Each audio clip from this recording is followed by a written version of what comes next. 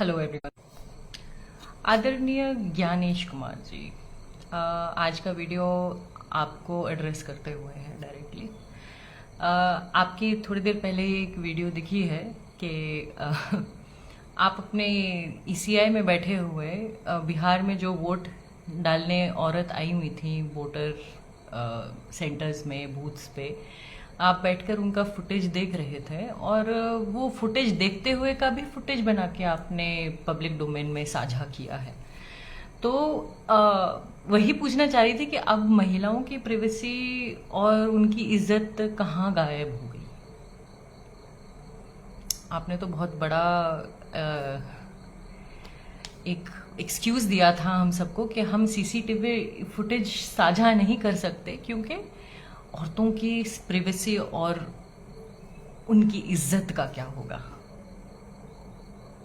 तो एक औरत होने के नाते मैं आपसे पूछ रही हूँ कि अगर वो एक एक्सक्यूज था न साझा करने के लिए, तो आज आप कैसे वीडियो साझा कर रहे हैं औरतों को देखते हुए?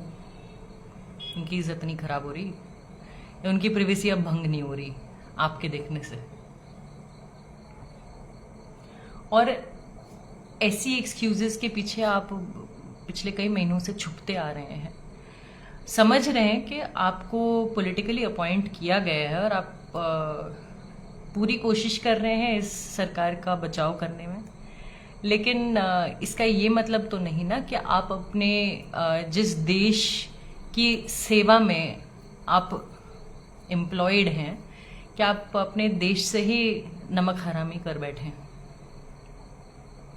ज़रा आपको याद दिला दें कि अगर आप एक आईएएस ऑफिसर के नाते उस पद पर बैठे हैं as the chief election commissioner of the ECI, as the CEC, तो आपको ज़रा याद दिला दें कि आपकी वफादारी और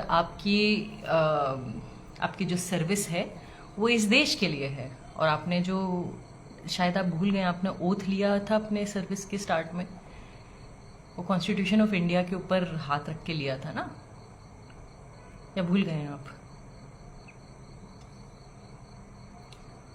कब करेंगे आप नमक हलाली अपने देश के लिए? और दुख की बात सबसे ये है बड़ी कि इतना पढ़ लिखने के बाद, इतनी साल सर्विस में रहने के बाद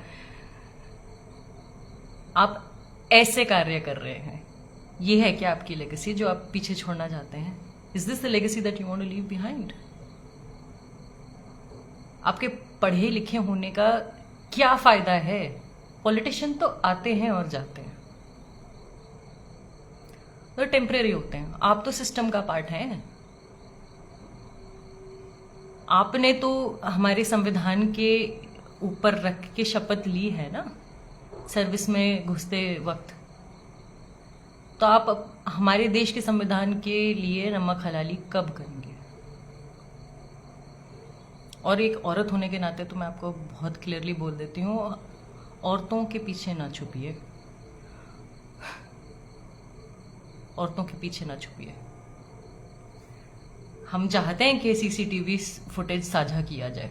ये जो एक सेलेक्टिवनेस है ना आपके अंदर, कि आप खुद बैठ के देखेंगे और वो पब्लिक डोमेन में डालेंगे, तो फिर वो प्राइवेसी का उल्लंघन नहीं है, इज्जत भी खराब नहीं होती। लेकिन जब विपक्ष आपसे मांग ले कि हमें सीसीटीवी फुटेज दे दीजिए क्योंकि हमें आपकी ही चोरी पकड़नी है, तब आप साझा नहीं करेंगे। ऐसे नहीं चलता।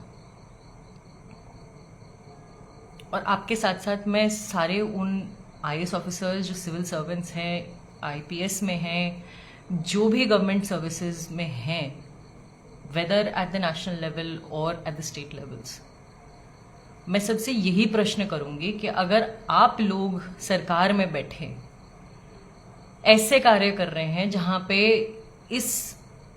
इस रिपब्लिक की, इस डेमोक्रेसी की जो नींव है उसको नष्ट किया जा रहा है और आप उसका समर्थन कर रहे हैं, तो आपको अपने गिरबान में झांकने की बहुत बहुत आवश्यकता है। क्योंकि आप जिस सर्विस में बैठे हैं ना, उसकी सैलरी भी गवर्नमेंट के एक्सचेकर से आती है। जो इस देश की सरकार है, जो इस संविधान पर निर्धारित सरकार है। तो आप सब लोग, और ज्ञानेश कुमार जी को तो मैं सीधा ही कहूंगी, अगर आपके आंख में थोड़ी सी भी शर्म बची हो, या आपके गिरबान में, आपके जहन में कुछ शर्म बची हो, तो ऐसे एक्सक्यूजेस बनाना बंद करें। पता है अभी तक आप बचाव करते आ रहे हैं सरकार का, बट वोट चोरी में आपका हाथ पूरा का पूरा है, और ये आपकी अनुमति और आपके इन्वॉल्वमेंट के बगैर नहीं हो सकता। आपकी जवाबदेही है इस देश के प्रति और इस देश की जनता के प्रति। तो जरा जाग जाइए, औरतों के पीछे छुपना बंद करिए, और जो दूसरी और सारी एक्सक्यूजेज हैं उनके पीछे छुपना बंद करिए। उचित नहीं है और ना ही शोभा देता है आपके पद को। और ये लेटेस्ट प्रेस कॉन्फ्रेंस के बाद तो आपको अभी तक इस्तीफा देना चाहिए था। आपको इतनी आंख की शर्म भी नहीं बची कि आप, इतना बड़ा आरोप लग गया आपके ऊपर कि आपके ईसीआई के तरफ से इतना सबटरफ्यूज हो रहा है, और आपको इतना भी नहीं लगता कि आप अपने पद से नीचे उतर जाएं और इस्तीफा दे दें। आपको लगती ही नहीं ना कि आपकी कोई जवाबदेही है। इस सरकार के आप दामाद नहीं बैठे हैं, गवर्नमेंट सर्वेंट हैं, पब्लिक सर्वेंट हैं आप, याद रखिएगा। और एक दिन आप भी रिटायर करेंगे। अपनी लेगेसी के बारे में भी जरा सोचिएगा कि आप क्या लेगेसी छोड़ जा रहे हैं अपने पीछे। आपके बच्चे और आपके बच्चों के बच्चे भी उसका भुगतान करेंगे कि आपने हमारे देश के खिलाफ क्या कर दिया। तो अगर थोड़ा सा समय हो तो इसके बारे में ज़रूर सोचिएगा। और बाकी सारे लोग जो भी ये वीडियो देखें इसको ज़रूर साझा करें। और अगर आप सहमत हैं इस चीज़ से जो मैंने आज जिसके बारे में बात करी है, तो ज़रूर कमेंट करें, लाइक करें, और बताएं आप क्या सोचते हैं इसके बारे में। बहुत बहुत शुक्रिया।